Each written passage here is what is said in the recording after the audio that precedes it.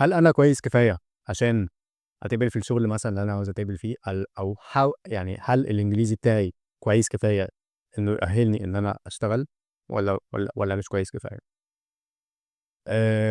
السؤال ده بسمعه كتير جدا جدا جدا. يعني مثلا حد يجي يحجز كورس عندنا، بنعمل معاه مكالمه ونشوف لو مستواه مناسب ان هو يخش الكورس بتاعنا ولا لا، عشان احنا بنشتغل بس مع بي 1 بلس وبي 2 سبيكرز، او الناس اللي هي listening skills بتاعتها كويسه.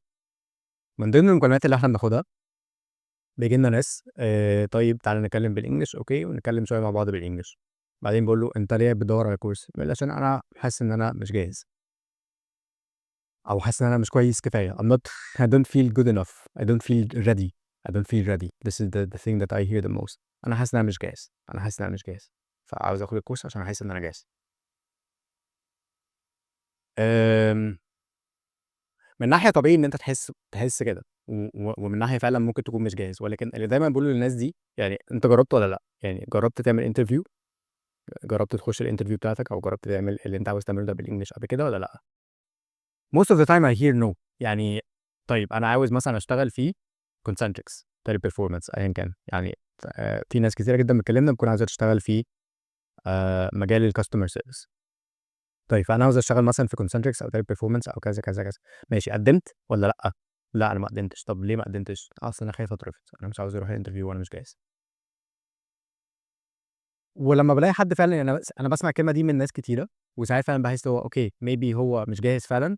ولكن هتتفاجأ جدا لما تعرف ان في ناس كتيره جدا بتكون جاهزه، بس هي ما عندهاش القابليه ان هي تاخد ريسك، او ما عندهاش اللي هو ايه، المايند سيت بتاعت حزلقوم، اللي هو طب ما اجرب، مش يمكن اعرف، مش يمكن هو نوز، يعني مش يمكن تتقبل. والناس دي بنصحها اللي هو يعني لا، انا شايف روح الانترفيو، لو فشلت او لو اترفضت تعالى، يعني تعالى خد الكورس تمام. آم، نفس الكلام برضو بقوله لناس انا شايف فيها بوتنشال. يعني ايوه انا شايف ان انت تقدر تعملها. يعني ليه ما تروحش تجرب؟ لا اصل انا مش عاوز اروح اترفض واحرج نفسي وبتاع. انا عاوز اكون مستعد، عاوز اكون انا بعمل حاجه انا مبسوط اجيب جون. المايند سيت دي فعلا مضره. المايند سيت دي مش كويسه. يعني كون ان انت بتدور ان انت تعمل كل حاجه اجمد حاجه، كل حاجه تبقى جامده، مفيش اي حاجه تطلع مني تطلع وحشه.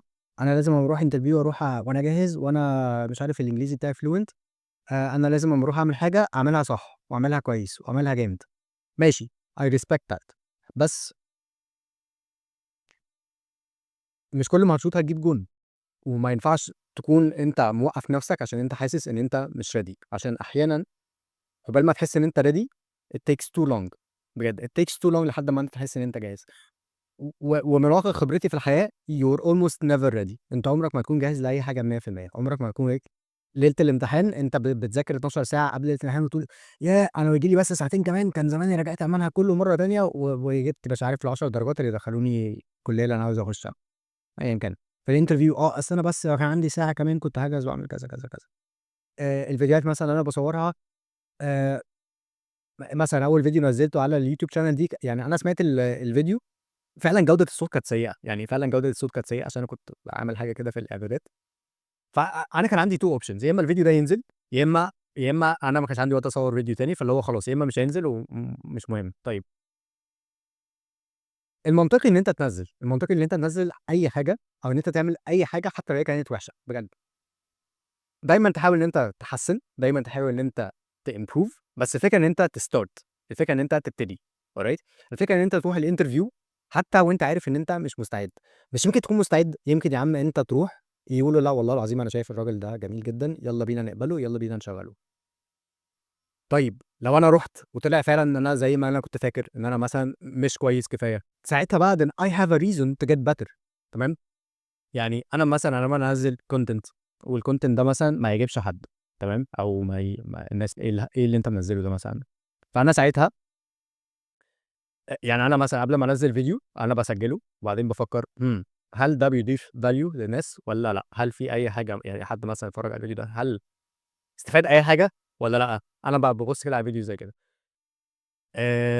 ودايما نظرتك بتكون اللي هو لا، not good enough لأ could be better لأ ممكن يكون أحسن، ممكن مش عارف نعمل إيه، ممكن نعمل إيه في الصوت، ممكن نعمل إيه في الإضاءة، ممكن حاسس إن أنت اتكلمت بشكل مثلًا مش عارف إيه، حاسس إن أنت أفكارك ما كانتش متسلسلة كويس وما كانش في تناسق في البتاع، حاسس إن أنت هنا تهتهت شوية لأ باقول لك إيه ارجع بقى افتح الeditor ومنتج الكلام. It will never be perfect. It will never be perfect. عمر ما في أي حاجة هتكون كويسة بجد. وأنت عندك 2 options يعني أنت تنزّل فيديو وترفعه وبعدين تشوف إيه اللي حصل يا جماعة؟ الفيديو جاب views ماشي مع غالبًا indicator من الalgorithm إن دي في حاجة يعني تمام keep doing what you're doing طبعًا حسّن نفسك، طبعًا حسّن مهاراتك، طبعًا اتعلم إزاي تتكلم أحسن قدّام الكاميرا، اتعلم إزاي تسجّل كويس، ضبّط الإضاءة، ضبّط أوكي. بس you first have to start doing it. لازم تبتدي تعمل الأول، بعدين من الfeedback اللي أنت تاخده تغيّر، مش إن أنا قاعد في الأوضة بتاعتي، قاعد كده في الصندوق بتاعي كده مش باخرج عشان افرض أنا ما اتقبلتش، ما تتقبلش يا عم، إيه المشكلة؟ ما تترفض. وهتترفض بجد. إمتى آخر مرّة أنت فشلت فيها، أو إمتى آخر مرّة فيها أنت فعلًا، فعلًا، فعلًا خرجت برّه الcomfort zone بتاعتك؟ When was the last time you've done this؟ يعني أنت دلوقتي عندك نظريتين، أنا ممكن أكون كويس وممكن أكون وِحِش، صح؟ ممكن أتقبل وممكن أترفض. The only way to find out is to actually go to the interview. يعني الطريقة الوحيدة اللي أنت تعرف فعلًا لو أنت كويس والّا وِحِش، إن أنت تروح الinterview. ساعتها هيكون عندك رَد ساحق، يعني هيحط لك كده خط أوكي، أنت اتقبلت فأنت كويس، أنت ما اتقبلتش فلأ، ارجع اشتغل على نفسك. بعد كده هتعمل إيه، هتترفض وبعدين تتضايق تمام، أنا يعني إيه مش عارف إيه، ويقعد 3 أيام مش بتنام، أوكي. بعد كده بتصحى من النوم وتقول fuck this أنا مش عاوز أروح interview تاني وأترفض الرفضة دي، أنا مش عاوز أروح أي حاجة تاني، أتعرّض لأي موقف تاني وما أأدّيش فيه كويس. ساعتها النار اللي جواك بتطلع، النار الشرارة تبتدي كده تطلع وبعدين أنت تصحى من النوم I'm going to fucking kill this whatever it is you're doing. يعني I'm going to sit my ass down on the desk and work for 4 hours. أنا هاقعد أذاكر 4 ساعات إنجليزي، أنا هاذاكر إزاي أجاوب على أسئلة الinterview، أنا هاذاكر إنجليزي كذا، كذا، كذا، كذا. وعامةً الconcept ده مش بس في الEnglish بجد، الconcept ده في أي حاجة بتمُر بيها في حياتك بجد. أفتكر مثلًا إن أول فيديو أصوّره آمم، أنا صوّرت فيديوهات كتيرة جدًا خلال السنة اللي فاتت دي، وأنا بالنسبة لي تصوير فيديو ده كان كارثة، بجد كارثة. يعني أنا أ أنت مش متخيّل مدى صعوبة الموضوع، بس أنا دلوقتي قاعد باكلّم lens يعني أنا باصص كده على البتاعة دي كده، أنا كده باعمل معاك eye contact فاهم؟ الموضوع أصعب مما تتخيّل. آمم، والموضوع مثلًا خَد منّي حوالي سَنة لحد أمّا أنا وصلت لمرحلة إن أنا باطلع كده أشغّل الكاميرا أكلّمك وما أنتجش وأرفع الفيديو على يوتيوب والّا أرفعه على أي platform بجد. الموضوع ابتدى إزاي؟ الموضوع ابتدى إن أنا باشغّل الكاميرا ومش باعرف أقول إيه، أو أنا بافكّر في اللي أنا هاقوله، يا جماعة هو الناس هيكون رأيها إيه في الكلام اللي أنا هاقوله، أو هو أنا مثلًا اتكلمت كويس والّا اتكلمت وِحِش، أو أنا مش عارف إيه والّا أنا مش عارف إيه. طيب إزاي بقى وصلت للمرحلة دي، لمرحلة إن أنا دلوقتي طالع كده باكلمك وباقول لك والله خلّي بالك من كذا، كذا، كذا، واطلع برّه الcomfort zone وبلا، بلا، بلا، وباتكلم أهو بقى لي قد إيه مثلًا 8 دقايق من غير تلعثم، أو من غير مثلًا ما أنا أي حاجة. يعني زمان حاجة زي كده كانت صعبة. How did I get better؟ I've done this. I've done this like so many times. أنا سجّلت مثلًا حوالي 30 فيديو حطيتهم على channel تانية مثلًا على اليوتيوب، دلوقتي الفيديوهات دي private بجد. بpractice أتكلم قدّام الكاميرا، وفي الأول بجد الموضوع كان وِحِش، يعني it was very very cringe تمام، كان فعلًا cringe. والفيديوهات دي كنت بانزّلها على الفيسبوك profile بتاعتي عشان أتخطى حاجز اللي هو الناس هتقول إيه، الناس هتشوف الفيديوهات دي هتفكّر فيها إزاي. أصل مثلًا الفيديو ده ما كانش كويس fuck it just upload it and you will get better. Do it over and over and over and over and over and over again and you will get better. في أي حاجة، في أي حاجة بجد. في gym، في صناعة المحتوى، في الإنجليزي، في الbusiness، في أي هدف أنت عاوز توصل له بجد. You're supposed to be terrible at it تمام، يعني أنت المفروض you're supposed to suck. You're supposed to suck for a long period of time and then you get good and then you get better تمام. بلاش الmindset بتاعة اللي هو إيه، يالّا، يالّا، يالّا، لأ، أنا يعني إيه، أنا هاقعد لحد ما until the stars align، أو اللي هو بقى لحد ما ألاقي اللحظة المناسبة، لحد ما أنا أكون ذاكرت الgrammar كلّه وذاكرت الvocabulary كلّه، وبعدين حفظت advanced vocabulary وبعدين خدت كورس في الAUC، وبعدين خدت كورس في مش عارف فين، وبعدين بقى استعديت للinterview. بجد you will never be ready. لو أنت حاسس إن أنت في حاجة عاوز تعملها بس مش بتعملها وخوفك هو اللي موقّفك، please please do it. Please do it as soon as possible. Please do it now if you can. لو في حاجة تقدر تعملها دلوقتي اعملها بجد. يعني أنت شايف إن في option إن أنت تعمل حاجة، اعملها واعملها في أسرع وقت، وتخطى خوفك، تخطى الحاجز العقلي، تخطى دي بجد. دي وسخة بجد. I'm sorry for being rude بس دي وسخة. You shouldn't trust your brain. You should trust، يعني ماشي you should trust your brain بس ما تثقش في الجانب اللي بيقول لك إن أنت مش هتعرف بجد. والموضوع اللي هو أنت تقدر، يعني الموضوع بقى المايند سيت إن أنت إزاي تترين عقلك فعلا إن هو يولد أفكار إيجابية تجاه نفسك، أو يولد يعني positive beliefs على نفسك is to consistently challenge these thoughts. إن أنت دايما تواجه الأفكار دي، أو إن أنت مثلا أما يجي لك فكرة سلبية عن نفسك، أو إن أنت يجي لك فكرة مثلا أنا مش هقدر أعمل كذا، لا أنا هعملها حتى لو أنا حاسس إن أنا مش هعرف أعملها، حتى لو أنا حاسس إن أنا مثلا هسجل الفيديو ده وانا كل اللي انا بقوله ده ملوش اي لازمه بجد. I'm still doing it. I'm still speaking about it. تمام. ما وقفتش الفيديو مثلا قلت ايه يا عم الهبل اللي انت بتعمله ده، امسح وسجل بقى حاجه، ايه اتكلم بقى على الانجليزي عشان انت بتاع الانجليزي، اتكلم في الانجليزي. دي افكار على فكره بتدور في بالي دلوقتي وانا بكلمك. تمام. أم... فبجد don't trust this. يعني don't trust this. دي اكتر حاجه بتسوحك. أه... سلبيا، يعني لما بنتكلم على الافكار السلبيه اللي دماغك بتولدها، عشان الافكار السلبيه دي مثلا جايه من قناعات مثلا عندك من طفولتك، فاهم؟ وانت عارف عندك 4 سنين، يعني خلاص انت كبرت حبيبي، يلا come on, you know life is not waiting for you. يعني life is not waiting. with the sooner you start the better. كل ما تبتدي تتحدى نفسك وتحط نفسك في مواقف مش مريحه، كل ما انت هتحصل على النتائج اللي انت عايزها بسرعه، كل ما انت هتحصل على النتائج اللي انت عاوزها بشكل اسرع بجد. يعني انا مبتدي بيزنس مثلا بقالي سنه، انا عارف ان personal branding is the key to getting customers. يعني انا عارف ان انت عشان تكتسب عملاء لازم تعمل personal brand. طب الموضوع خد مني دي سنه مثلا عقبال ما ابتديت فعلا انزل فيديوهات، او ان انا اللي هو خلاص اطلع، يعني اطلع عرف الناس ان في حاجه في شريف وفي اكاديمي اسمها انتنسو انجلش وبتعمل كذا كذا كذا كذا كذا. اظهر. طول ما انت خايف تظهر، طول ما انت خايف تطلع من البيت وتروح الانترفيو you're not gonna get the job. طول ما انت خايف في الميتنج تعمل unmute وتتكلم you won't get the promotion, you won't get the respect, you won't get the social يعني the social life you want. تمام. طول ما انت خايف تكلم الناس، طول ما انت خايف تطلب دليفري فاهم في التليفون. ماشي I understand ان انت ممكن تكون خايف فعلا، ممكن تكون انت عندك رهاب اجتماعي عادي جدا، ممكن تكون ماشي مش واثق في نفسك، ولكن the secret is، او يعني السر هو ان انت الحاجه اللي انت خايف منها تروح تعملها بجد مهما كانت مرعبه. وهي دي فعلا تعريف الشجاعه. لما صلاح ابو المجد كان عنده انترفيو مع حد بودكاست سعودي، كان بيقول له what is the definition of courage، او ايه هو تعريف الشجاعه. تعريف الشجاعه ان انت تكون خايف من حاجه وان انت برضه تروح تعملها over and over and over and over and over and over and over and over again until خلاص انا طالع بصور فيديو وعادي انا بطلع اصور فيديو واحطه على البروفايل بتاعي، واللي مش عاجبه يا جدعان يخبط دماغه في اتخن حيطه. خلاص this is my mindset. المايند سيت انتقلت من هي الناس هتقول ايه لمايند سيت I don't care، لمايند سيت I really don't care what other people think. المايند سيت انتقلت باللي هو يا عم انت هتعمل لنا فيها انفلونسر، يا عم انت هتعمل لي فيها بقى مش عارف انا انفلونسر يا عم، انا راجل مؤثر. تمام. والقناعه دي جت عن طريق ان انا عملت كده كتير. وقناعتك عن الانجليش بتاعك او عن اي حاجه في حياتك، عن رؤيتك لنفسك، عن رؤيتك لجسمك، عن رؤيتك لاي حاجه، رؤيتك للفلوس، رؤيتك للنجاح، رؤيتك للايدنتيتي بتاعتك كده من بره، اللي هو يعني انا مين او انا ايه، انا شخص صفاته ايه. تمام. سيبك بقى من الصفات القديمه، يعني سيبك من الصفات اللي انت اما تتخرج من الكليه، او مثلا انت عندك علاقات مثلا من المدرسه او عندك علاقات من الجامعه. تمام. فالناس كلها بتكون عارفاك بشكل معين. alright. ان انت تبريك فري من الايدنتيتي دي وتنتقل للايدنتيتي التانيه، يعني توقع ان انت تلاقي فريكشن، توقع ان انت ما تلاقيش اللي هو السبورت، او اللي هو ال الايمان بالايدنتيتي الجديده بتاعتك. تمام. ممكن الايدنتيتي الجديده بتاعتك اللي هو انت بتتعافى مثلا، انت يا عم مدمن مثلا فلنفترض، فالايدنتيتي الجديده بتاعتك ان انت شخص مثلا بتحاول تحسن من نفسك، شخص بيحاول ينزل الجيم. اول يوم هتنزل فيه الجيم بجد، يعني او مش اول يوم هتنزل فيه الجيم، اول يوم تحط فيه حدود.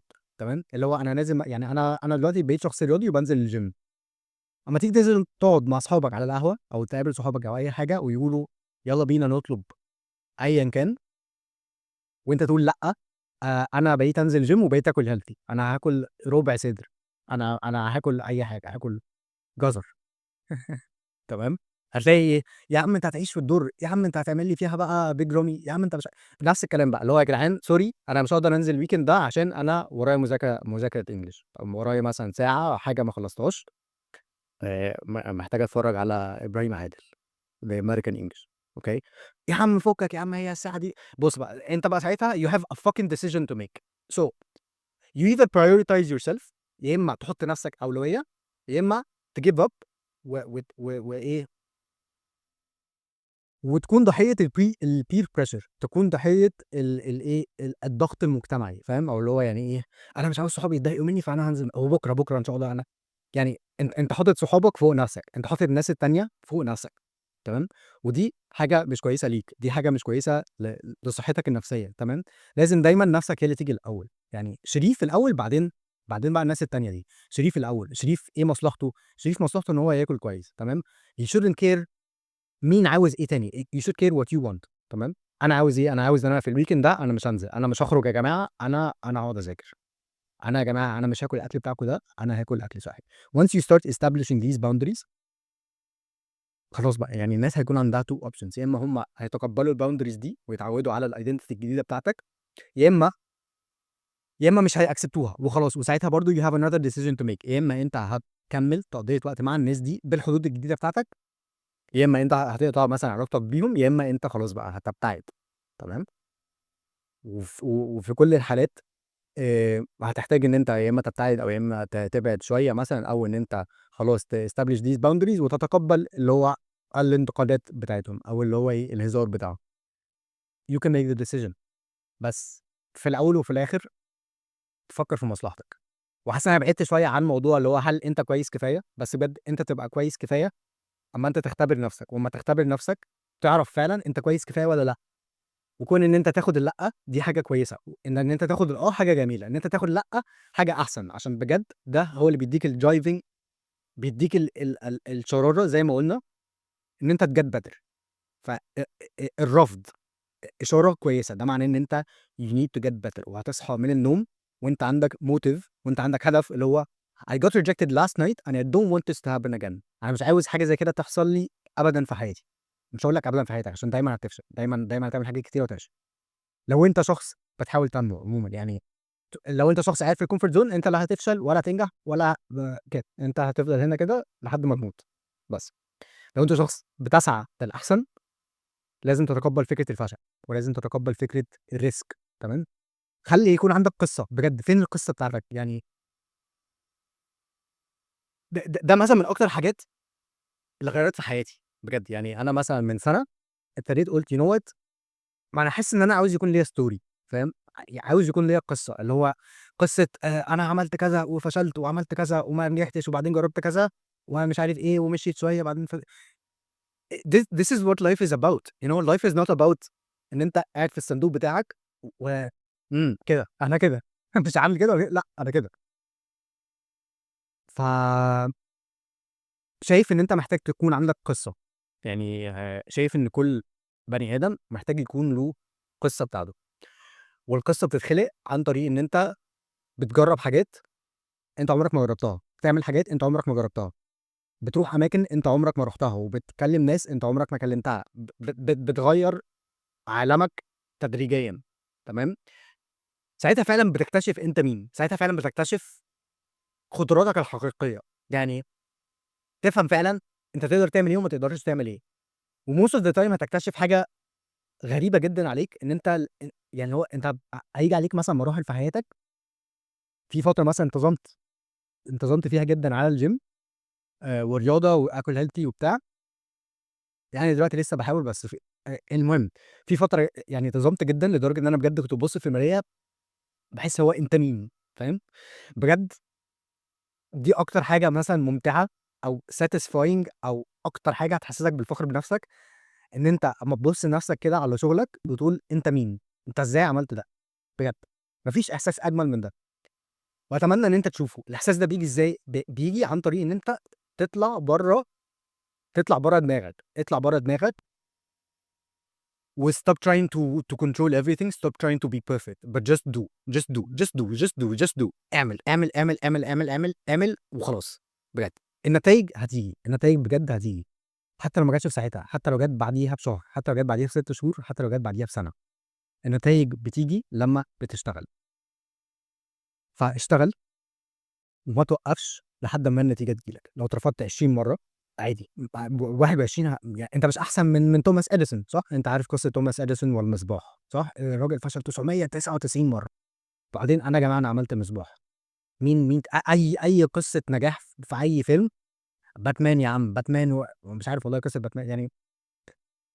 اي هيرو انت بتبص له بجد، او اي رول موديل انت بتبص له، او اي بيزنس مان ناجح، او اي يوتيوبر انت بتحبه، او اي حاجه، هي فيها قصه، والقصه دي فيها قصه نجاح وفشل. فدور على الفشل عشان تلاقي نجاح. انا شايف ان دي اجمل جمله ممكن نختم بيها الحلقه بتاعتنا. نسيت اعرفك بالبودكاست، يعني ماشي، ده انت كنت بتسمع بودكاست ريل توك. انا اسمي شريف عبد الباسط. ولو عاوز تعرف اكتر عن كورسز الانجليش اللي احنا بنقدمها، تقدر تلاقي كل التفاصيل في الديسكربشن بتاعه الفيديو ده. تقدر تسمع الفيديو على يوتيوب، او تقدر تتفرج على فيديو على يوتيوب، او تقدر تتفرج عليه على سبوتيفاي.